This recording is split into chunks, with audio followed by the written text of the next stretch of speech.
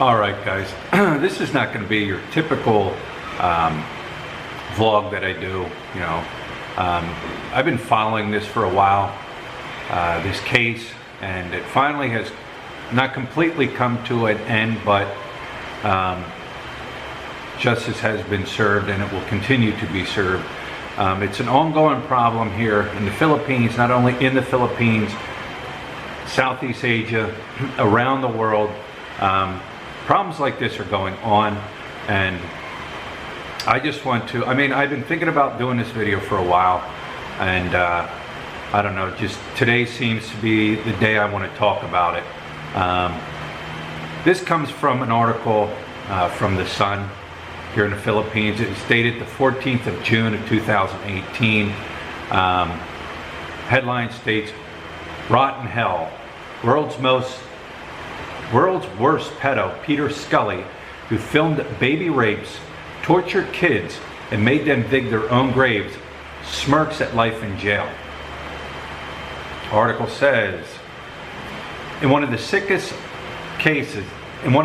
cases, Aussie sex attacker Peter Gerald Scully, 55, dubbed one of the worst pedophiles, made two little girls dig their own graves.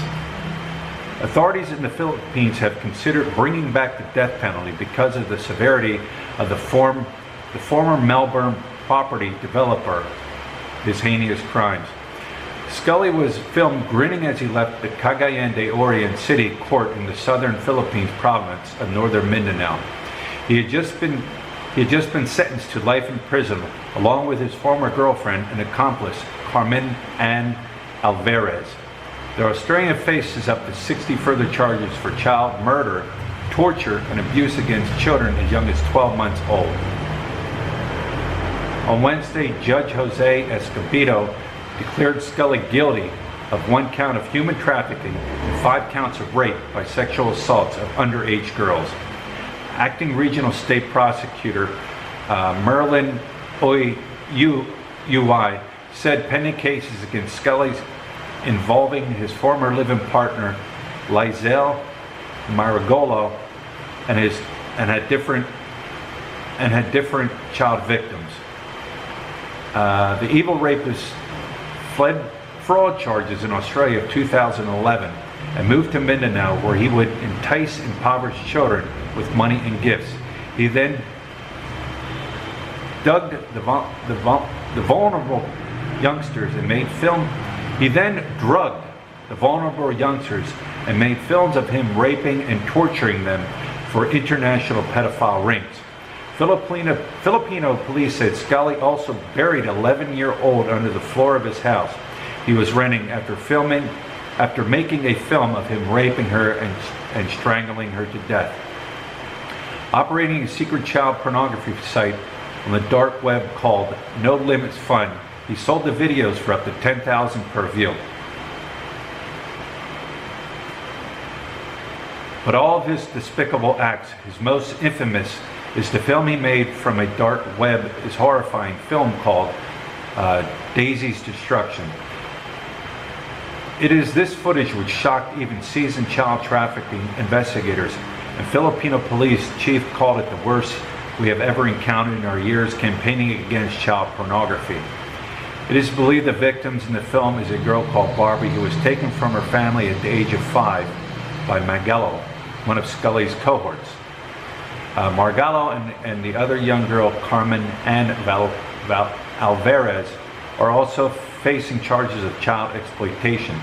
In the film, which Barbie played Daisy, Alvarez and Margallo participated in the child's torture and sexual assault. The little girl screams and cries as she is beaten, raped, tortured, and defiled by Scully and his 2 masked accomplices. Scully used hot wax, a lighter, barbed wire, submerged in water, and sexual aids. His vile crimes went largely undetected until 2 of his victims, cousins Queenie and Daisy, aged 9 and 12, escaped. Offered food and shelter by Alvarez, the girls were taken in, raped, and tortured, and held captive wearing dog collars and chains for 5 days. Alvarez, known as Mr. Scully, made them perform sexual acts upon each other while Scully filmed it. On camera, they were recorded digging their own graves while being continually raped. Alvarez reportedly let them go out of guilt. Authorities have 45 witnesses in the distressing case of the two girls. The Philippine Justice Department reported in 2016 that Scully's pedophile syndicate engaged in cyber sex operation used children below 12 years old and including 1-year-old.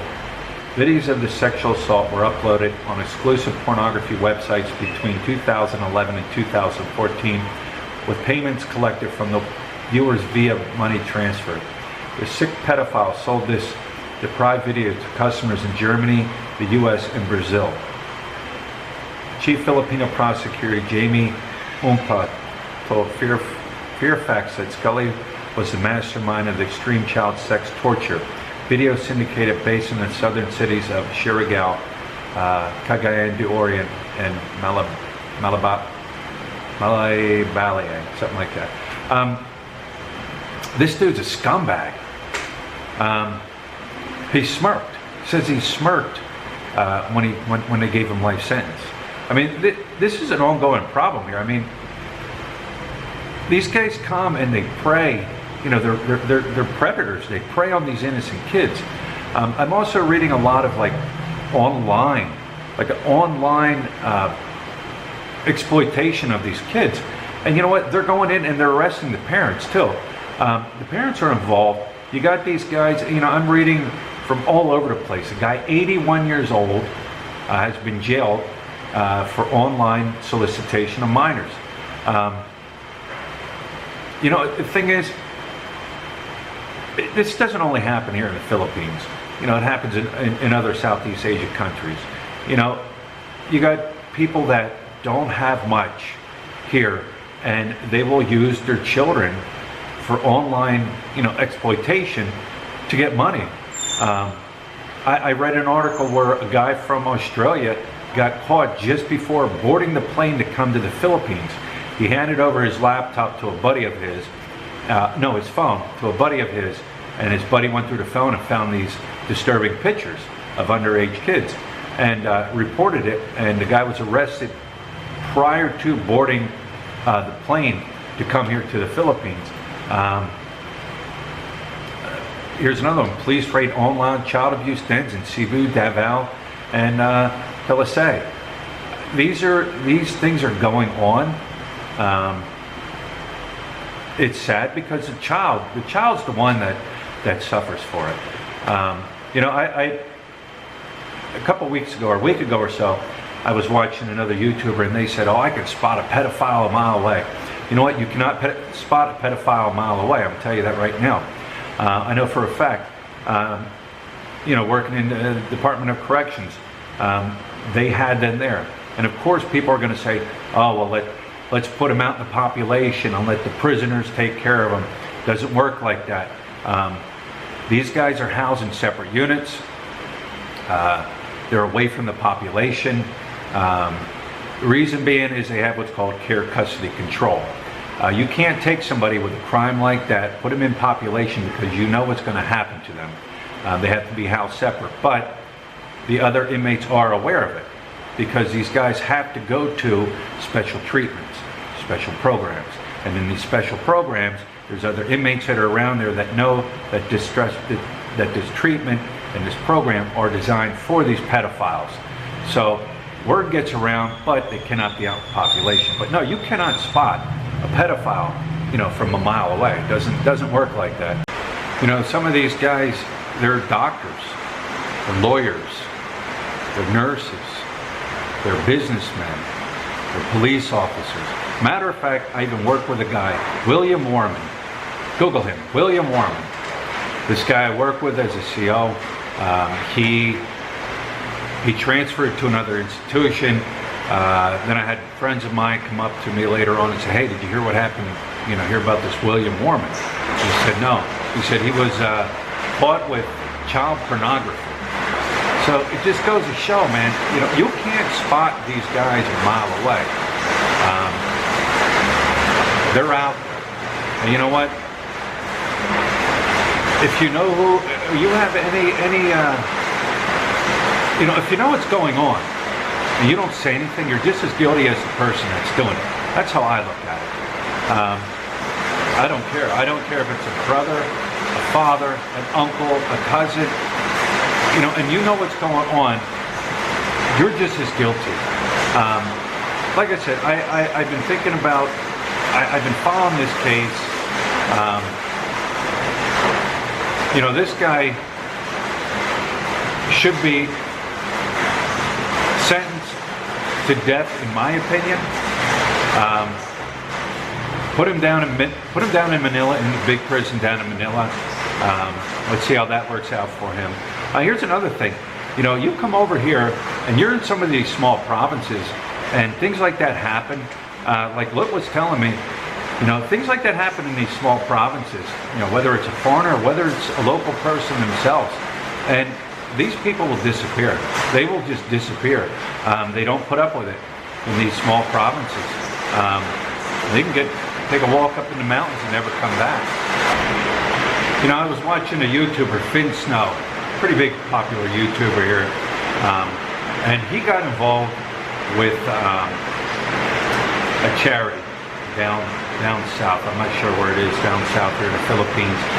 And the charity he got involved with, they take in these kids, that were involved in these sex crimes and stuff, and they house them, they school them, and he got involved with this organization, and I think it was a great thing. I think it was an awesome thing he did. He helped raise money for them to build a bigger school. But yeah, like I say, the kids are the ones that suffer, and it's sad that it happens. What is the solution? Of course, everybody's going to have a solution.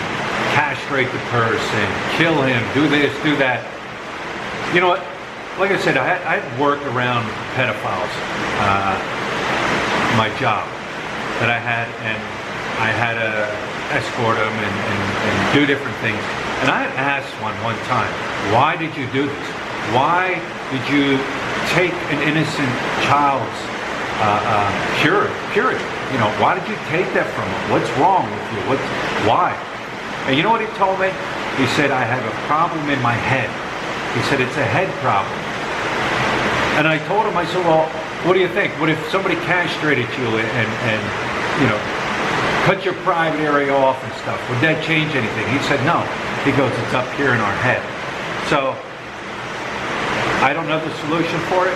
Here's another thing. The sad part is, these guys go to jail, and they do less time than, say, somebody that's in there on a like a drug trafficking crime. Somebody that got caught, selling marijuana or a petty crime like that. These guys are doing less time than guys that have smaller crimes.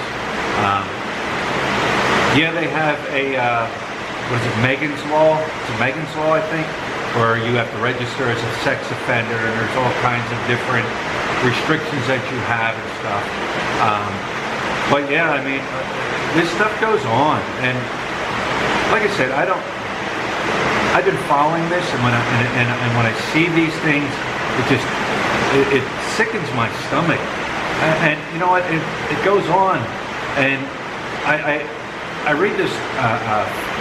I don't know what you would call it, a news feed online or whatever, called Philippine Lifestyle News, and it's like every other day or so, you read about these pedophiles and these online cyber sex rings and things like that are going on, and you will get busted. If you think you're getting away with it, you're getting away with it for now. But you know what? They are cracking down, and good, and they're going to bust you. And if you're doing it wherever, if you're doing it from the States, Australia, Germany, wherever you're doing it from, online, this online cyber sex stuff, they're onto it. You will get caught. Your own country will prosecute you. And yeah, it's going to happen. You will eventually get caught. Like I said, this isn't the typical upbeat videos that I always do, but you know what? This has just been. I've been reading this, like I said, and it just kind of sickens me. and people should know about it, that it does happen, and these are the things that, you know, these predators do. They're predators. That's all they are. They prey on the innocent, and I don't know. It sickens me. And if you're one of them, guess what? I hope you get caught, and I hope justice comes your way, and I hope justice takes care of you, because you know what? You're a sick individual if you're one of them dudes out there doing this.